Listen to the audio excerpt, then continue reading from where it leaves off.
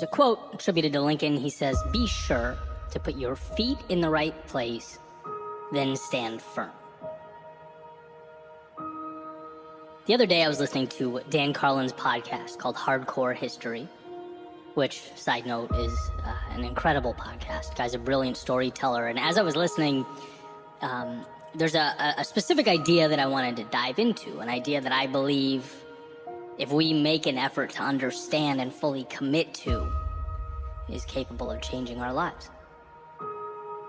But first, some quick context, right? So Dan starts off this episode called King of Kings, talking about the Battle of Thermopylae in the year 480 BC in ancient Greece. It's that famous story that a lot of us know where King Leonidas leads that small army, which includes 300 Spartans against this massive Persian military force that's invading.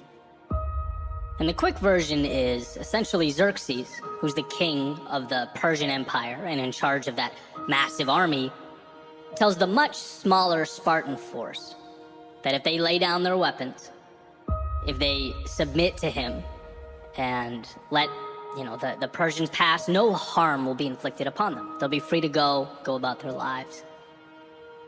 And here's the famous line. In response to the Persian command to lay down their weapons, the Spartans respond, "Malan labe," which means, "Come and take them."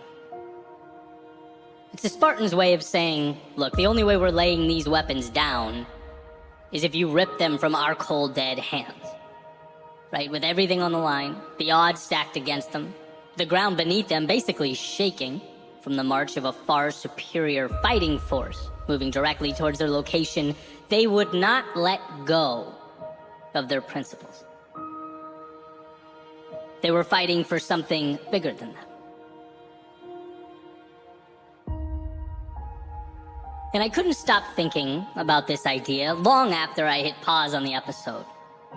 I guess I was awestruck by the power of living life with that type of conviction.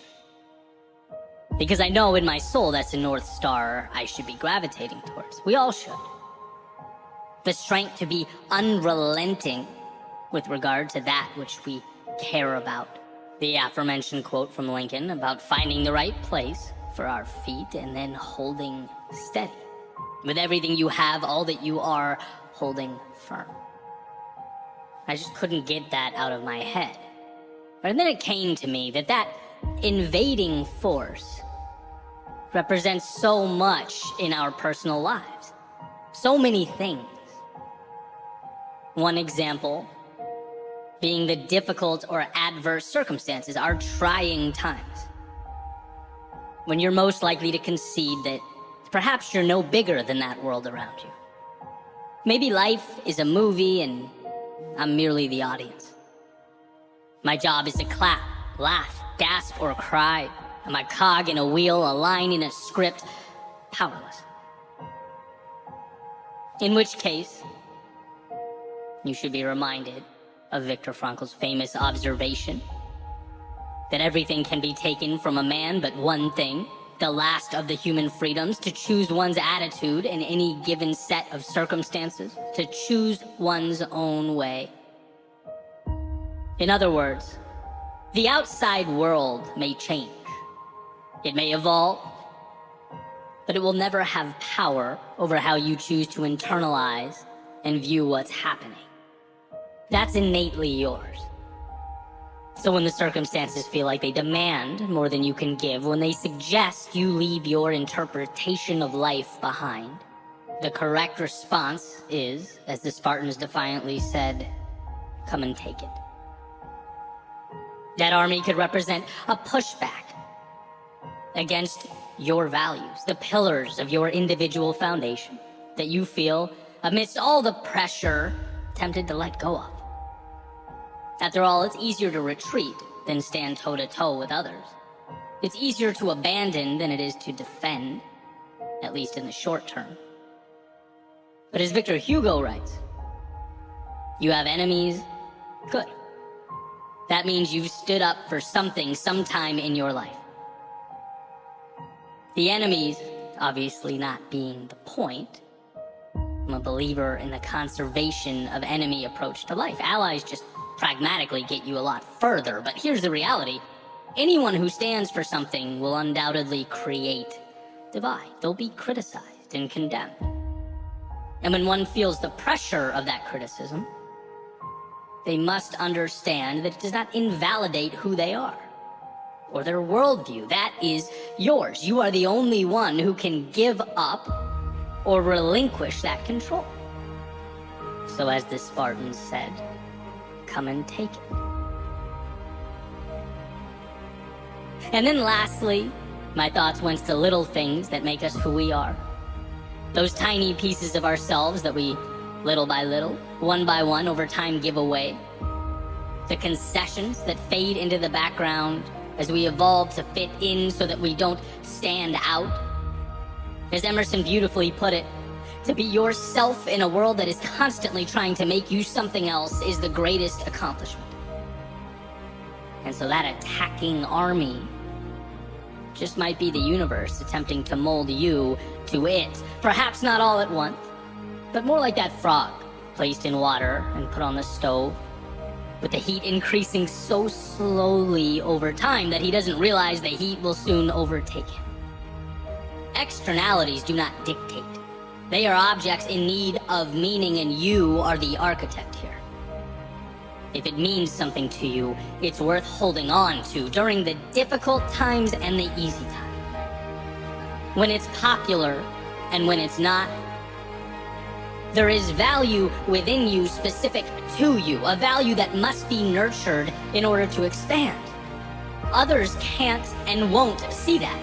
The world around you may, even with all its complexities, seek to suppress it. But that flame is there. It's there and it's yours. And to anyone or anything looking to extinguish its light, come and take it. After all, what is a life if not one lived on your own terms? The goal is not to simply exist, but to define the plane on which you'll evolve. To devise your own parameters. Be yourself as that world looks to make you something else. So here's to digging deep, to finding within yourself the courage to stand up to the great armies of chaos, conflict, adversity, and their perpetual conquest. To remember how strong you are, how much control you have as you navigate the unknowns and redefine the right nows. Don't let your strength be the thing you give away. Don't let your heart be what gets left behind. Don't let your thoughts become illusions of what could have been if only you'd held on. And look, I'm not saying it's easy. In fact, I know that the meaningful road will necessarily be the one that requires the most of us. That makes us question who we are and where we're going. It will ask that when our minds race with doubt and our knees shake with fear, we find a way to stand regardless. To walk to our demons, look them square in the eye and proclaim that whatever it takes, we are willing to give. That we will fight until there's nothing left, go until we can go no further, and hold with conviction all that matters most.